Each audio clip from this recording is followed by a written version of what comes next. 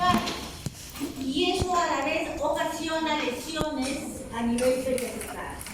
Cuando hay una infección motivada por caries o una infección motivada por lesiones periodontales, generalmente complica el sector de la parte periapical.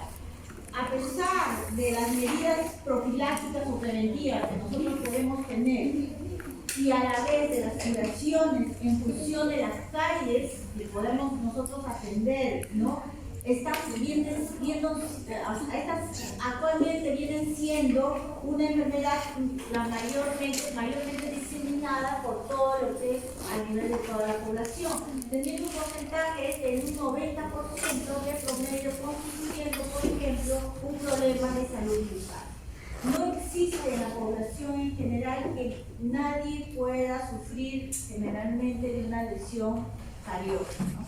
O lesión periodontal, ya sea por falta de higiene, ya sea por ingestas de alimentos altos en azúcar y carbohidratos, pero este porcentaje en salud bucal es bien elevado. Estos dos problemas en la mayoría de los casos están relacionados, siendo la patología periapical precedida por la afectación pulpar. Tenemos que saber antes que nada la anatomía del diente. La anatomía es el esmalte, la dentina, el cemento, lo que es la pulpa y el foramen apical. ¿Qué es el foramen apical? Es la vía por donde se disemina la inflamación de los tejidos periapicales, los cuales están considerados dentro de los tejidos de soporte. O sea, la lesión empieza generalmente en el esmalte y si eso no es tratado, se propaga a la dentina y si eso no es tratado, contamina lo que es la cámara pulpar. Si la cámara pulpar no es tratada, primero empieza con una dolencia aguda, luego una crónica y posteriormente viene la infección. Si esa infección tampoco es tratada, viene la necrosis. Con la necrosis, esto empieza a invadir un tejido que es el tejido de soporte, ¿no? Y por donde se disemina por el foramen apical. Son sitios de diseminación de las lesiones pulpares. Estas lesiones generalmente son evaluadas primero, ¿no?, con un amplio conocimiento de la normalidad de las estructuras. Primero hay que reconocer qué es normal para poder diferenciar lo que es patología.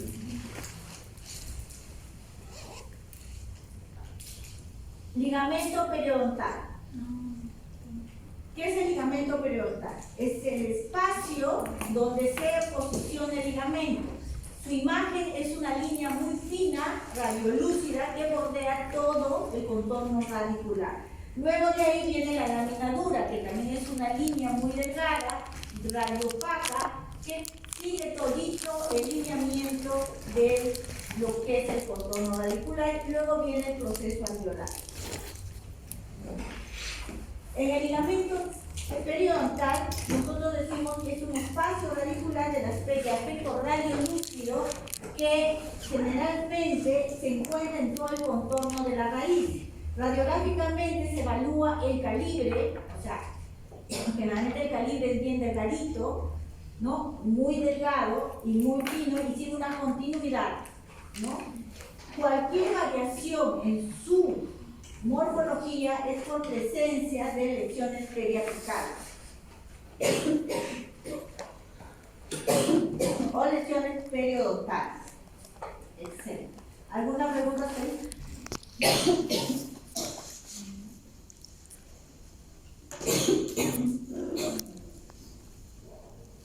Ay, Dios mío. Ya me han atorado ustedes. Por tanto problema que me hacen, mientras que en otras partes la digitalización se está produciendo de una velocidad y ustedes ya quieren seguir en la época de la carreta. No entiendo. ¿Qué? Puede salir, no te preocupes. Por favor, los que llegan tarde no se olviden de recordarme para ponerles su... porque están con falta.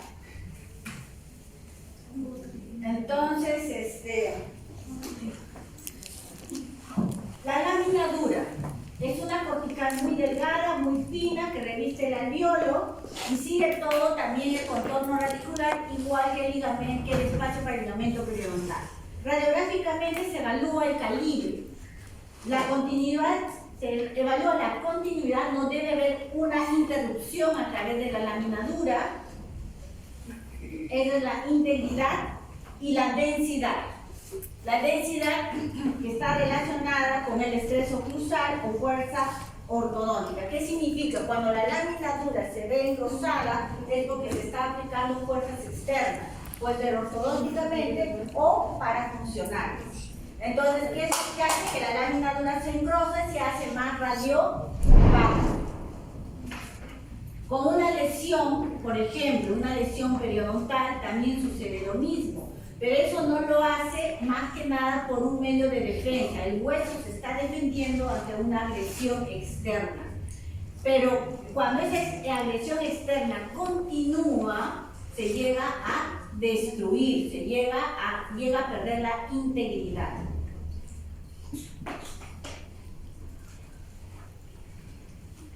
El proceso alveolar. ¿Qué es el proceso alveolar? Es la porción del maxilar y mandíbula que forma y soporta los alvéolos dentarios. Presenta la forma del diente según su erupción dentaria. O sea, el alvéolo toma la forma de la raíz. Si la raíz es curva, el alvéolo es curvo. Si es recto, el alvéolo es recto. Si es divergente, es divergente. Si es convergente, es convergente. Toma la formación morfológica de la pieza dental.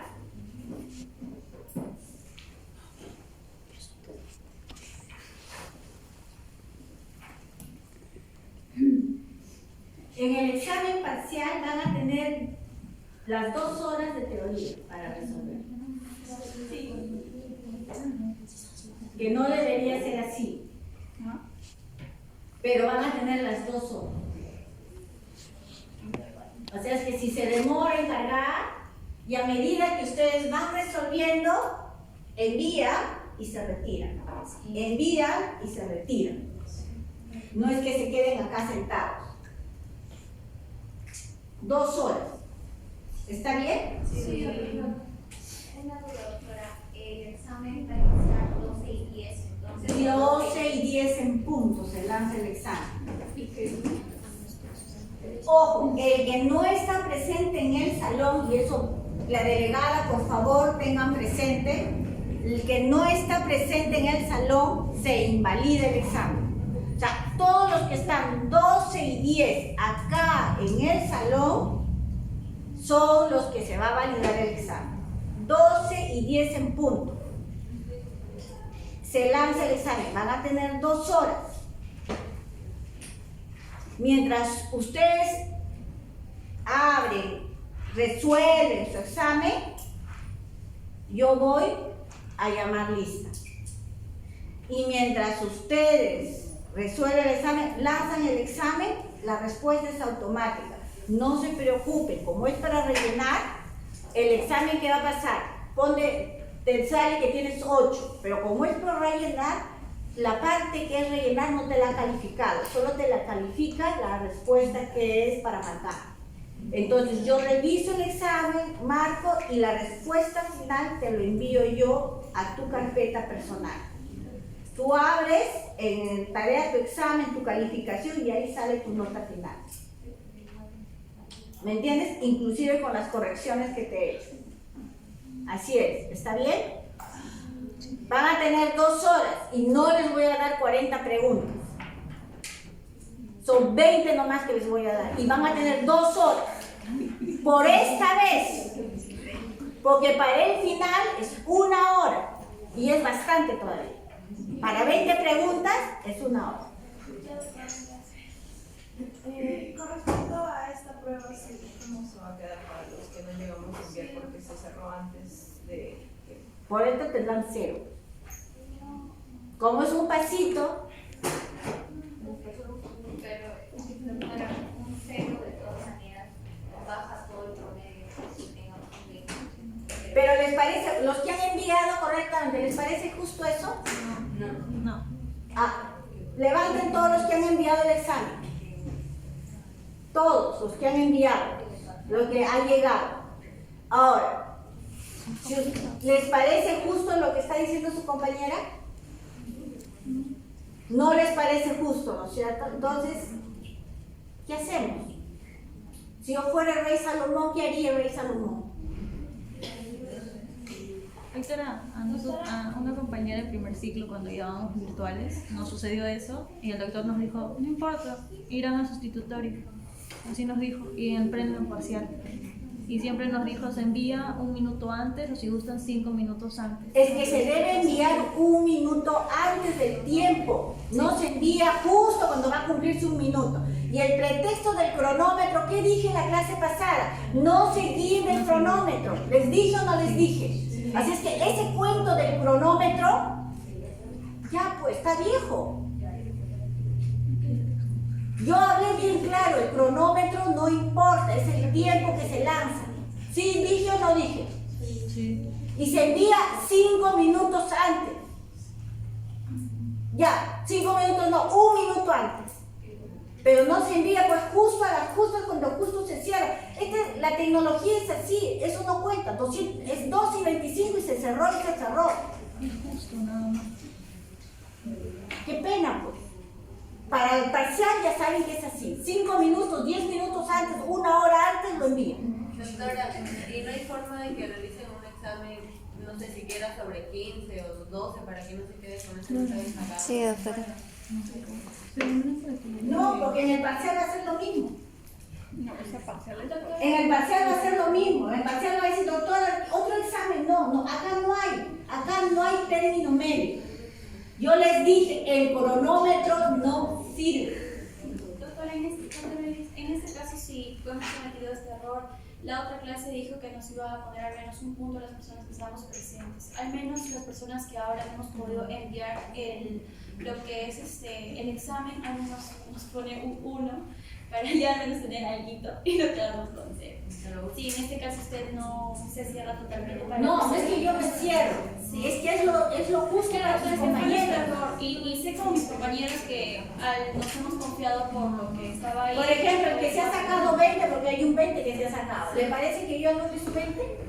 No, claro, es injusto, pero al menos ya con lo que dijo, de lo que estábamos acá presentes, al menos vamos a tener a despedirse piso. No, lo único que yo les digo es que esto de acá yo lo tenía que tomar porque les sirve a ustedes no solo como un entrenamiento. Yo no voy a regresar, ustedes van a entrar a hacer especialidad, no, lo harán acá, lo harán en el extranjero, todo es tecnológico. Y en el extranjero tú no vas a decir, doctor, mi cronómetro se va a reír en tu cara. Le dice, ¿qué? ¿De qué estamos hablando? Tú has estudiado en la UPC. Así son de flexibles, que te dicen, ya no importa, manda, ya te abriré, te aperturaré. ¿Son así de flexibles? Doctora, pero no pasa ese tipo de cosas. Ah, porque allá tienen internet, pero esto es nacional. Doctora, Uno se tiene que adaptar a lo que sea. Doctora, pero este examen influye para el parcial. O sea, va a ser una sumatoria. ¿Qué peso tiene este parcial? Este pasito, ¿qué es lo que mantiene? Les puede subir un poquito, un puntaje al parcial. Pensé que se sumaba y se dividía. Es como un punto extra. Por ejemplo, si tienes 20, por ejemplo, se suma con tus otras notas y te puede aumentar, ¿no? Sí se promedia.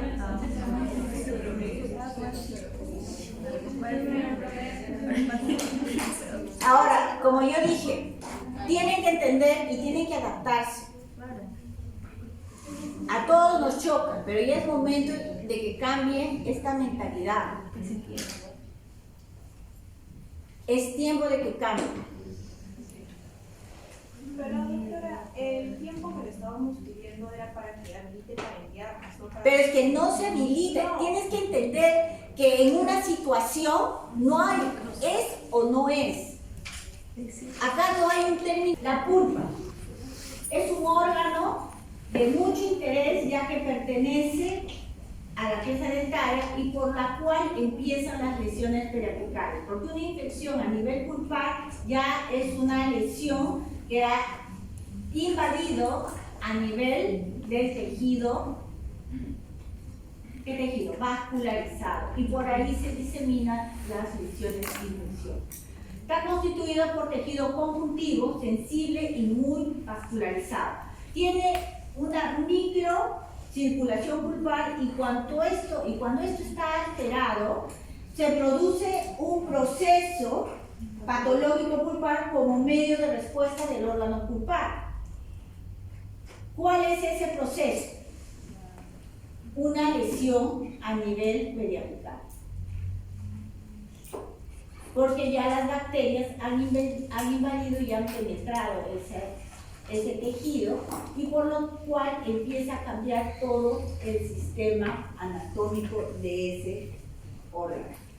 ¿Cómo nosotros diagnosticamos una enfermedad pulpar o periapical? Tenemos primero un examen clínico. El examen clínico que se hace es porque el paciente ya viene con ciertos signos y síntomas. Viene con dolor, hay que preguntar el inicio, cuándo empezó, si es por una caries dental, a preguntarle cuándo empezó la caries, cuánto tiempo la tiene, para nosotros saber el proceso de esa lesión, el tiempo, el tipo y la intensidad. ¿Cuánto es la intensidad del dolor?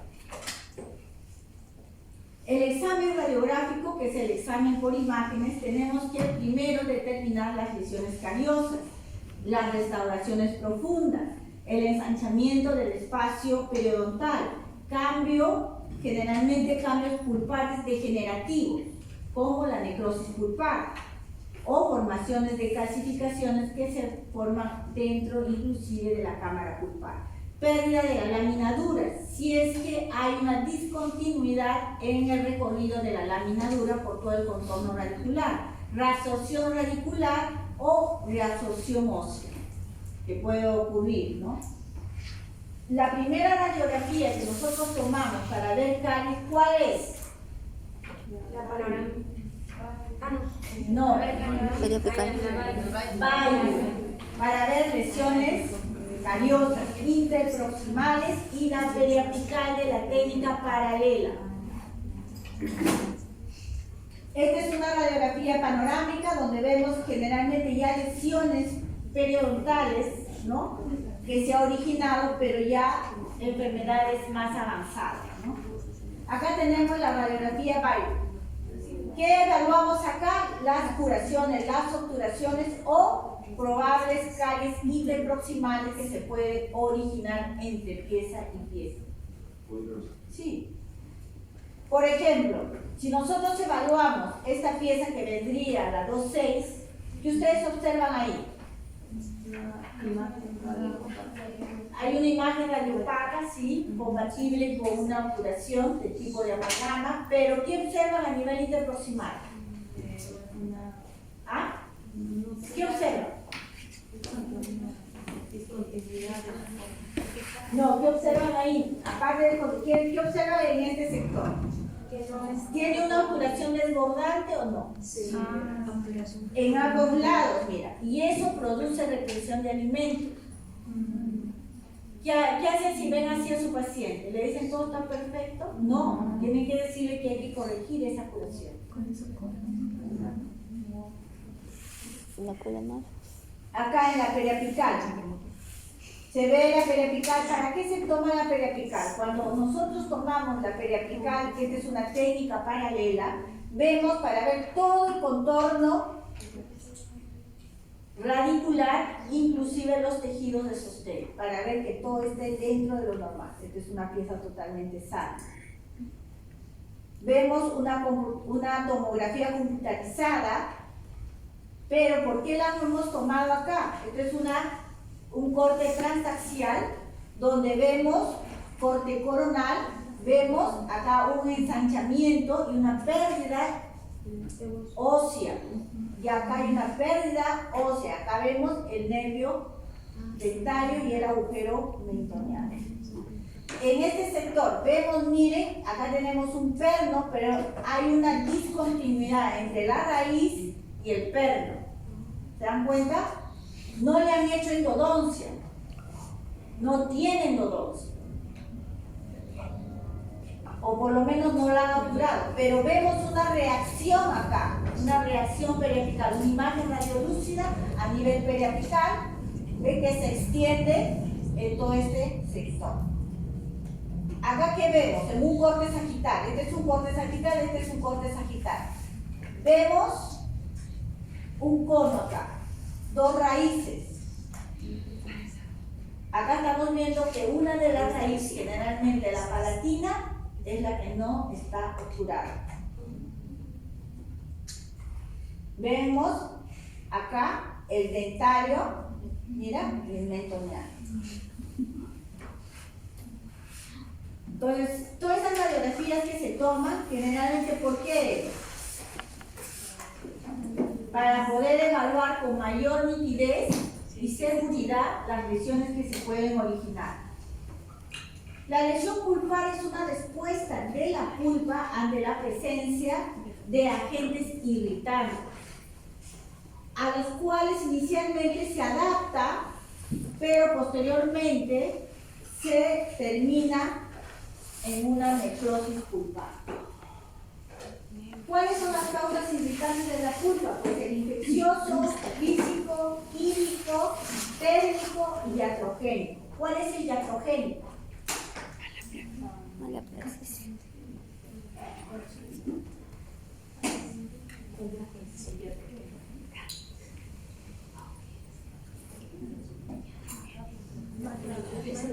Cortar, ¿quiero luchar? No, doctora, estoy anotándolo por acá. O sea, le estoy pasando de aquí y de allá. De todo mío, todo cero. Estoy anotando. Ya, entonces, ¿cuál es la causa iatrogénica? ¿A qué podemos nosotros llamar iatrogénica? Por el odontólogo. Una curación que terminamos complicando o perforando la cámara pulpar. ¿Qué más? No utilizar la turbina con agua.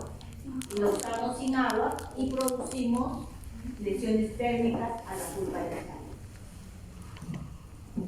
Todas estas causas producen una respuesta inflamatoria.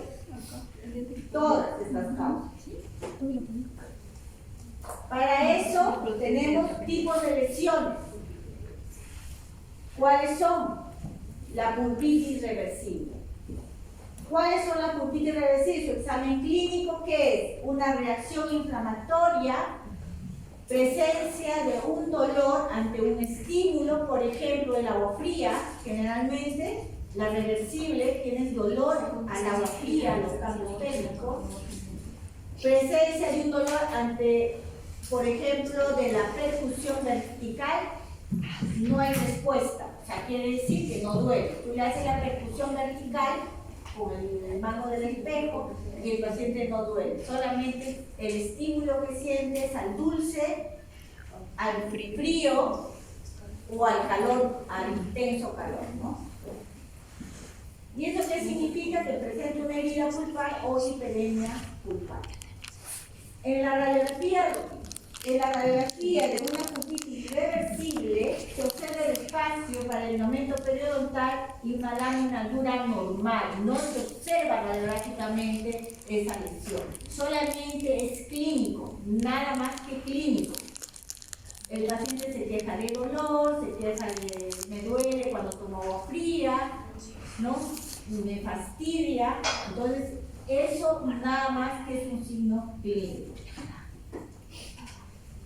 Una pulpitis reversible generalmente, su nombre mismo dice, se revierte con antiinflamatorios, quitándole el estímulo de cambios térmicos. Esa pulpa se puede regenerar, ¿no? Y el diente se puede recuperar. Una pulpitis irreversible puede ser aguda, subaguda y crónica. Una pulpa vital, pero sin capacidad de recuperación. O sea, esa pulpa ya no se recupera. Al no recuperarse necesita un tratamiento más invasivo, que es la endodontia, ¿no? Como vemos acá, tiene acción al calor y al frío. Radiográficamente, la pulpitis se observa una lesión cariosa ya comprometiendo lo que es la pulpa. El espacio para el ligamento periodontal es normal, la lámina dura también es normal. Hay un ligero, pero muy poco perceptible en una radiografía generalmente periapical. Un aumento de la densidad ósea circundante de la región apical, sí puede haber, como que vemos acá, a nivel de la región apical, un aumento, ¿no?, de una radiopacidad más intensa que lo normal. ¿Qué vemos ahora? Cuando nosotros no tratamos esa pieza, cuando ya está en ese proceso de una pulpitis aguda, entonces se necrosa la pulpa, y cuando se necrosa se muere, ¿no? Y esa pulpitis no tratada, que puede ser de origen traumático o carioso, infeccioso, origina una irrigación o origina una interrupción de la irrigación del suministro de sangre de la pulpa y termina muriéndose. Y cuando sucede eso, radiográficamente sí observamos un nivel coronario claramente comprometido a nivel pulpar, a nivel periapical se observa un aumento y ensanchamiento del espacio para el ligamento periodontal, ¿no? Se observa acá, inclusive la lámina dura se ve un poco más engrosada que lo normal, ¿sí?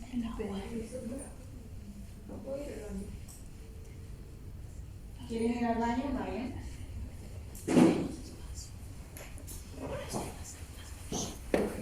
¿Alguna pregunta hasta acá? Doctora, al incrementar el espacio de la lámina dura, el espacio del ligamento periodontal se va reduciendo. No, no se reduce. Se queda igual. Generalmente cuando el espacio de la lámina dura se engrosa, el espacio del ligamento periodontal también se ensancha, se amplía. Entonces, cuando el espacio del ligamento periodontal se ensancha más de lo normal, quiere decir que ya está incurriendo a una inflamación y de repente a una ya lesión infecciosa. El hueso reacciona. Esa es una reacción del hueso, que es otro tejido anatómico de una defensa. Se está engrosando para justamente evitar que se afecte. Pero llega un momento en que ese espacio ya es invadido de repente con un líquido purulento, entonces ya llega a romper esa lámina dura. Ya hay una discontinuidad. Y ahí que se forma el granuloma, y si no lo tratamos, termina en un quiste radicular.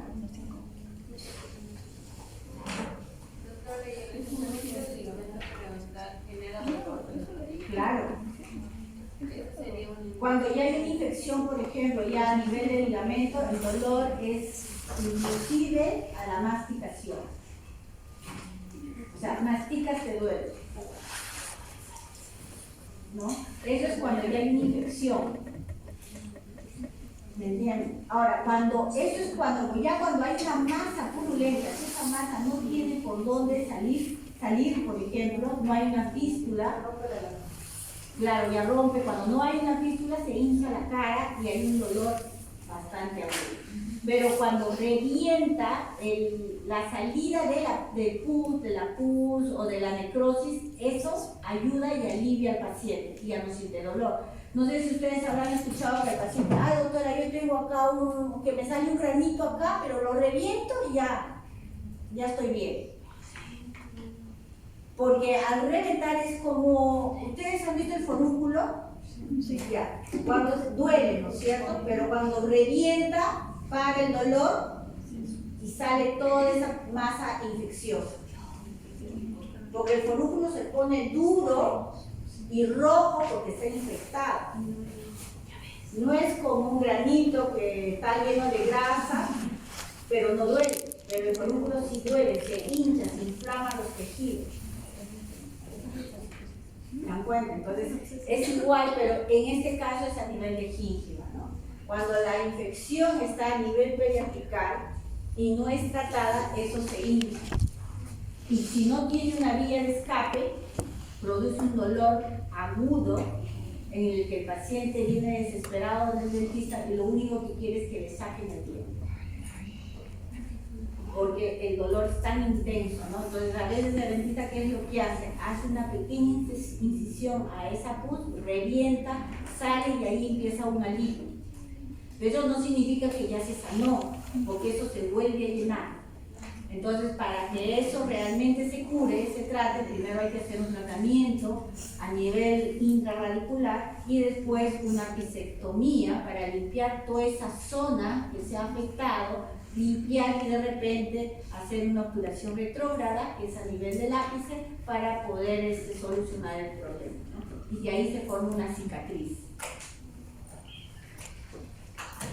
¿Alguna otra pregunta? Continuamos.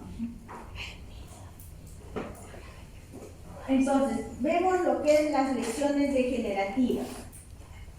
¿Cuáles son las lesiones? Son los nódulos pulpares. Esos nódulos pulpares son asintomáticos, no producen dolor, de causa desconocida, no tienen una causal en sí por la cual aparece eso. Presenta, o sea, su presencia es radiopaca y se nota bien claro cuando uno toma una periapical, porque ese nódulo generalmente se encuentra dentro de cámara pulpar o dentro de un conducto. Se ve el conducto radiolúcido y al medio, entre el conducto, está una bolita roja, tiene una bolita blanca, nódulos pulpares, ¿no? Calcificaciones pulpares que se presentan dentro de la cámara pulpar o en los conductos, disminuyendo la luz que debe tener, ¿no? Generalmente la luz de un conducto debe ser continuo, radiolúcido, desde cámara pulpar hasta el ápice. Pero a veces los conductos se encuentran comprimidos, entonces como que se cierran, ¿no? Y eso es una dificultad para tratar a un paciente de endodoncia, ¿no? ¿Por qué? Porque ahí, ¿qué pasa? No entra ningún instrumental. Y el endodoncista experto, que es lo que hace, empieza con calibres mucho más delgados para poder empezar o tener una vía de acceso hasta llegar al ápice. Pero eso es lo que se encuentra, ¿no? Que son lesiones degenerativas.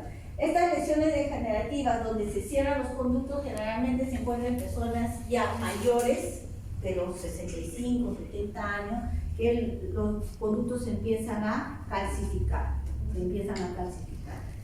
No en todos, ojo, no es general, se encuentran mayormente en personas mayores, pero también se encuentran en personas jóvenes, sobre todo aquellos pacientes que han tenido traumas, caídas, golpes, a veces se constrigue la cámara pulpar y se queda calcificado, ¿no? Tienen sus pros y sus contras, ¿no? Pierde la sensibilidad.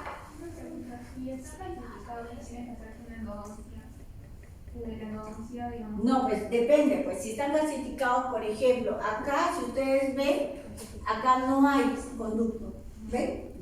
No hay, solamente hay acá. Si está tiene un problema carioso que tiene complicación de los dos conductos, acá el doctor va a llegar hasta el ápice, pero acá no va a entrar la lima o el escariador, no va a entrar.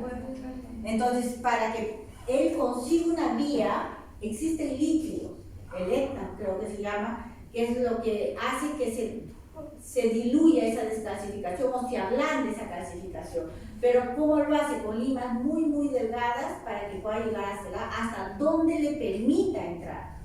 Porque tampoco, si no le permite, llega nomás hasta acá y obtura todo esto. Porque a esta zona ya no hay ninguna invasión porque está totalmente cerrado y calcificado. ¿Se dan cuenta? Llega hasta donde le permite. Ahí, por ejemplo, tiene hasta tercio medio de conducto para poder tratar. Por eso digo, tiene sus pros y sus contras, porque cuando está una infección, se queda acá nomás. Ya no va hasta el ápice, porque ya está cerrado. Pero el endodoncista, cuando es un tratamiento, trata de llegar hasta el final, ¿no? Pero hasta donde le permita llegar. ¿Ahí se ven los nódulos pulpares en la otra? No, acá no se ve, acá no hay. Acá los nódulos son estos, mira, ¿ven? Donde está señalando, ahí, ¿ven? que están entre la cámara pulpar, con una bola. Normalmente la cámara pulpar se debe ver negrito, negrito, negrito, radiolúcido. Y acá ve una interrupción. ¿Ven? Acá.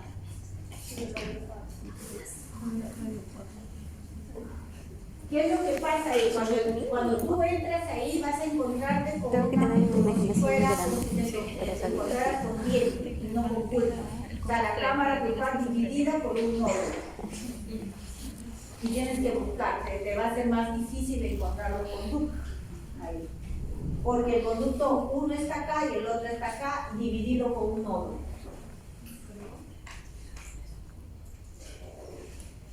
La reabsorción radicular interna. La reabsorción radicular interna se origina dentro del conducto. ¿Ven? Empieza acá y se va como si estuviera carcomiéndose el diente por dentro. Es asintomático, no produce dolor, el paciente no siente dolor. ¿Debido a qué? Detectada accidentalmente mediante una imagen radiográfica.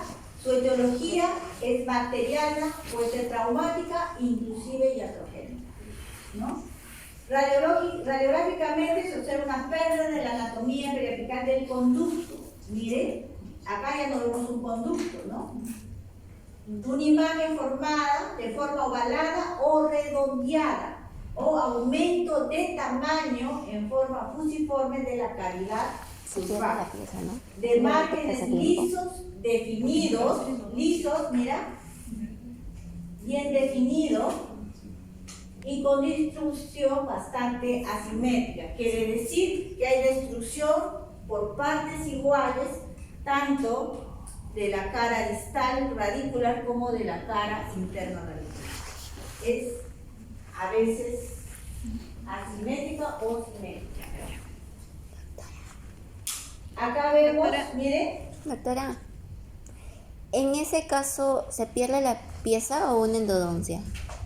No, en este caso, cuando la reabsorción es interna o externa, ya no hay forma de salvar ese diente. No hay forma de salvar. Muchos odontólogos tienden a veces a, como es una molar, la convierten en premolar, ¿no? Una convierte en premolar porque mantienen una raíz y la otra la eliminan, ¿no? Pero no, ya no se detiene. Una reabsorción, así como les dije la vez pasada en Peleontal, una vez que se inicie la reabsorción, ya no se detiene. Ahora, el tiempo que va a durar esa pieza está en reserva, o sea, pronóstico reservado. Esa pieza le puede durar al paciente un mes, como le puede durar 2 años. No se sabe. Doctora, mayormente ¿por qué bacteria se da por la estafilococo? El estafilococo, por una contaminación bacteriana ocasionada por caries, ¿no? O de repente también por procesos traumáticos, ¿no? O iatrogénicos, porque a veces nosotros también ocasionamos ese tipo de problemas.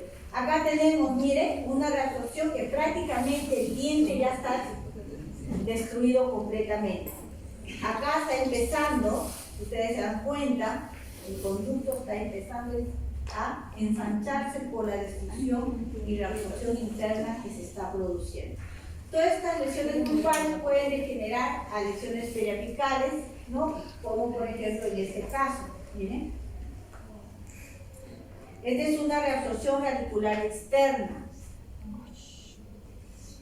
Yo tengo un caso de una alumna de ustedes, pero de turno mañana, que tiene reabsorción externa.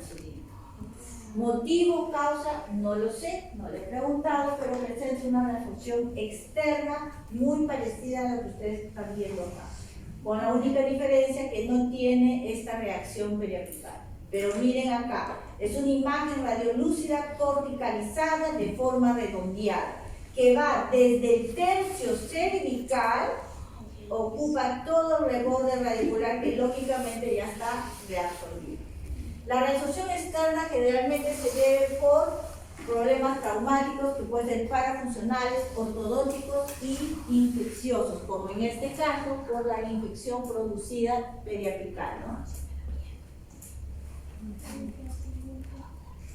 En este caso se ha producido por eso. Sí, esto de acá ya es un quiste radicular. Como acá dice, la teoría presenta diferentes orígenes, ¿no?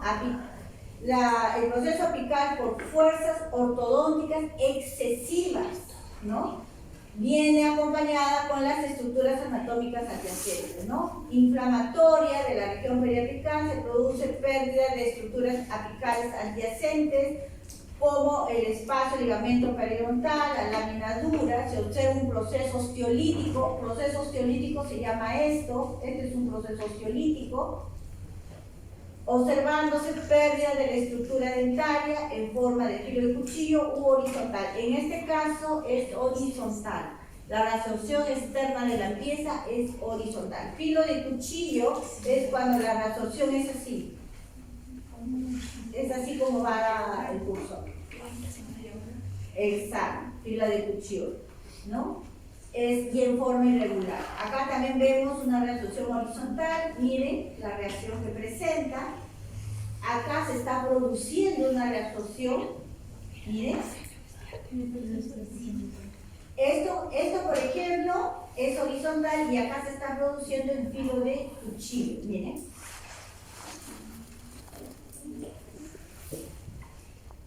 Y acá también, en ortodoncia, miren, esto es por fuerzas excesivas.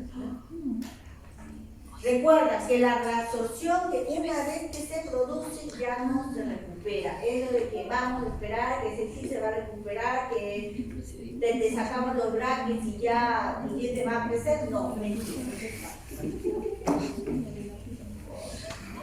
Las lesiones periapicales son lesiones periradiculares que se extienden por los conductos hacia la región periapical, ¿no? Miren cómo va, acá tienen una imagen clara. Esta es la fístula. Cuando la fístula tiene un escape, ¿no? Para el dolor. Pero cuando no tiene un escape, se hincha, se inflaman los tejidos y el paciente viene con la cara edematizada. Causas de las lesiones periapicales, generalmente es inflamación de la pulpa, trauma, agentes irritantes, como por ejemplo el uso excesivo de blanqueamiento, del peróxido. Por eso que es bien riguroso que ustedes sigan las indicaciones que dice el fabricante de cada material que ustedes utilizan. La periodontitis apical es una respuesta inflamatoria del ligamento periodontal que puede ser aguda, dolor acentuado y pulsátil, látil. Ese es característico de un absceso periodontal. Totalmente distinto o diferente de un absceso de origen dentario. El de origen dentario es un dolor agudo que va en aumento, que empieza por ejemplo de 1 y se va hasta 10. El paciente viene ya a punto de estrellarse. El de periodontal es un dolor constante, permanente, pulsátil, siente que le está latiendo la cabeza, la boca, ya no sabe, ni sabe qué zona le está doliendo más, si la de atrás o la de adelante, es indeterminado. A las pruebas de vitalidad es negativa. ¿Qué significa? No reacciona. Ya un absceso periodontal ya contaminó el paquete vasculo nervioso y ya la muela no es vital. Crónica sintomática es cuando el paciente no es tratado, solamente viene, le das medicamentos, le calma el dolor, se vuelve a desaparecer y vuelve a regresar porque vuelve a tener el mismo proceso y así. Eso se hace crónico, ya no es agudo. Agudo es cuando recién empieza la enfermedad y crónico es cuando ya está con fístula constante, inflamaciones, y solamente que toma el antibiótico, se sana, lo deja de tomar, le vuelve a doler, ya ni siquiera viene donde el profesional, simplemente se automedica. Entonces, ¿y eso qué ocasiona? Más adelante, pérdida ósea, pérdida de diente.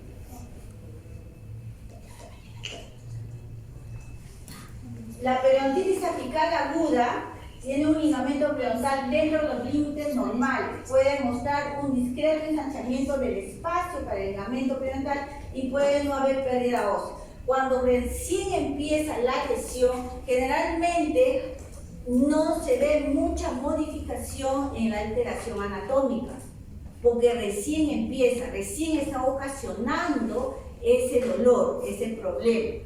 Pero cuando ya se hace crónico, ya es evidente radiográficamente, ¿no? Acá vemos, por ejemplo, esta es una lesión cariosa que ha ocasionado este problema periodontal. Vemos acá un ligero ensanchamiento a nivel apical y un ligero engrosamiento de la lámina dura. Acá igual, un ligero ensanchamiento y un ligero engrosamiento de la lámina dura.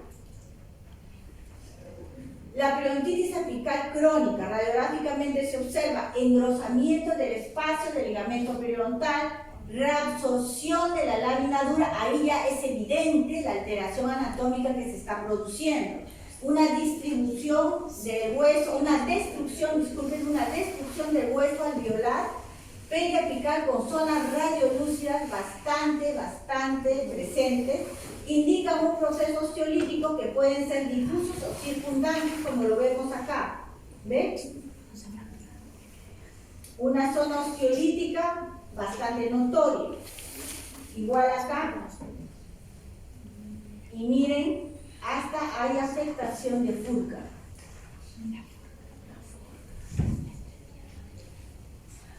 Acá, abscesos periapicales. El agudo es el resultado de la